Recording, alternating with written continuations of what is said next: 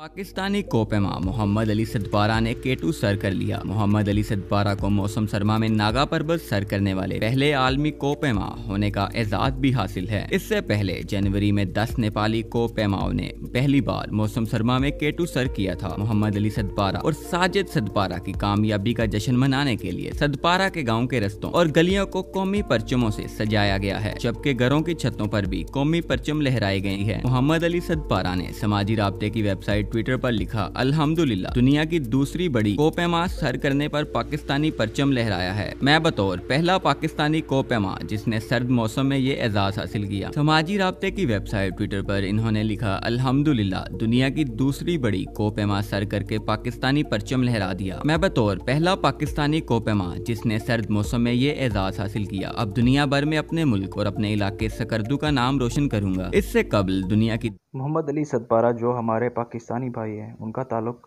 सकरदू से है, जिन्होंने अपने बेटे के साथ मिलकर एक टीम बनाई और K2 को सर करने का फैसला किया। यकीनन अपने वो फैसले में कामयाब होते नजर आते हैं।